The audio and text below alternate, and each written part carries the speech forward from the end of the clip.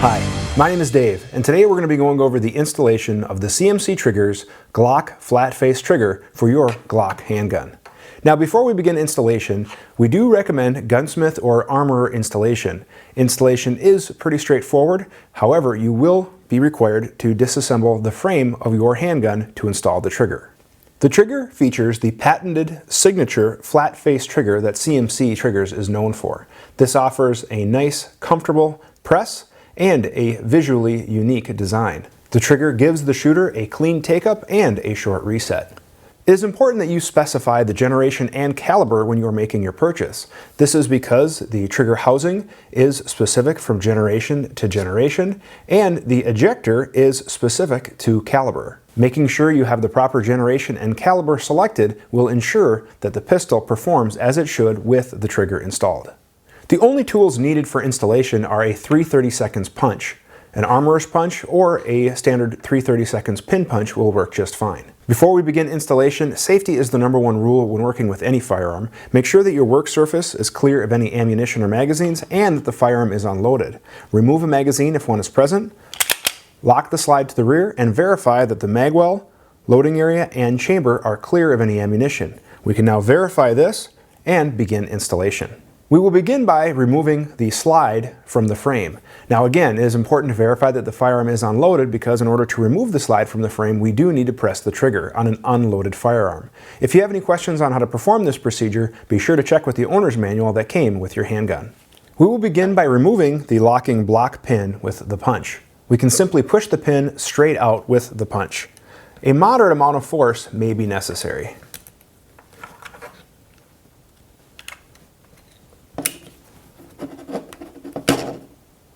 Next, we are going to remove the trigger pin.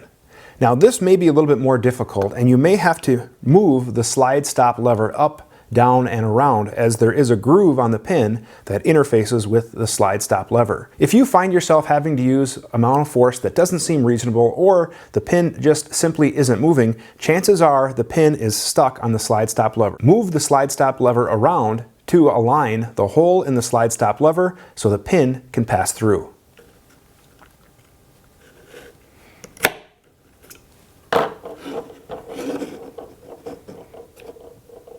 Now that we have the trigger pin removed, we can lift the slide stop lever out of the frame and set aside. Last, we can remove the trigger housing pin. The trigger housing pin simply presses out and we can set that aside. Next, we are going to remove the locking block. I find it's easiest to use the punch to lift the locking block out of the frame where we can then remove it from the frame. We can now remove the trigger housing, trigger bar, and trigger from the frame by lifting up on the housing and removing the trigger assembly. We can now set this aside and stow it somewhere safe in case you want to return the pistol to its factory configuration. We're now ready to install the complete drop-in unit, and you'll note that it is already assembled, ready for installation. However, if at any time it becomes unassembled or you need to reattach parts or you take it apart for cleaning, it is important to note that the trigger spring that's located in the housing goes in an S configuration.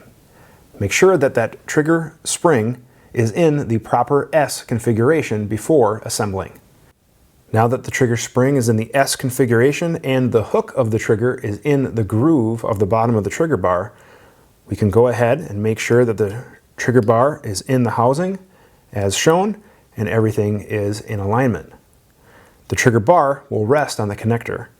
Once we put it together, it'll all be aligned.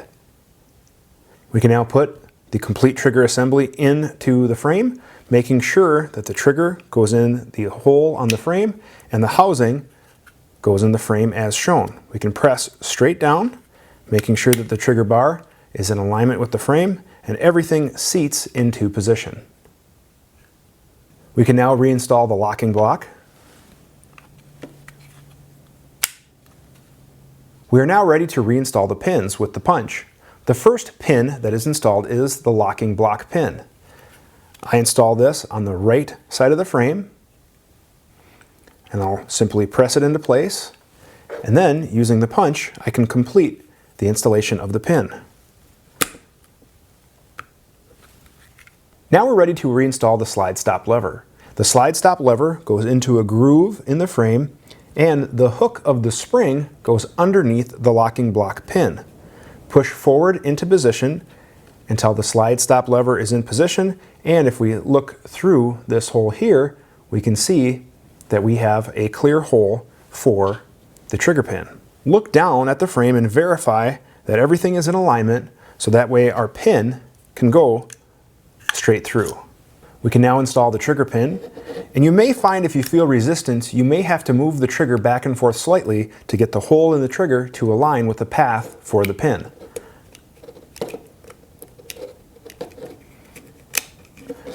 Once we get to the point where the slide stop lever is present, again, you may have to move the slide stop lever back and forth to align that with the groove. We can press that in place and complete installation with the punch. You'll feel it fall into place, and you'll know that it's properly installed when we can move the slide stop lever back and forth and we can feel it is engaging the groove on the trigger pin. Now we're ready to install the trigger housing pin into the frame. Make sure that the trigger housing is pressed all the way down so it is seated into the frame. We can put the pin in position, press in place, and we can finish installation with the punch. Make sure that the trigger housing pin is even on both sides of the frame. Now that we have the frame reassembled, we can go ahead and attach the slide to the frame and perform our function checks. Again, verify that the firearm is unloaded, and we can dry fire the pistol, test reset, and verify everything is functioning as it should. We have now completed installation of the CMC Triggers Glock drop-in trigger for your handgun. You can see here that the trigger safety is functioning as it should. The trigger will not move to the rear until the trigger safety is pressed and the trigger is moved to the rear by the shooter. So all of the factory safety is intact with the installation of this trigger. Again, if you don't feel comfortable with any part of the installation, don't hesitate to seek the assistance of a certified armorer or gunsmith to assist you.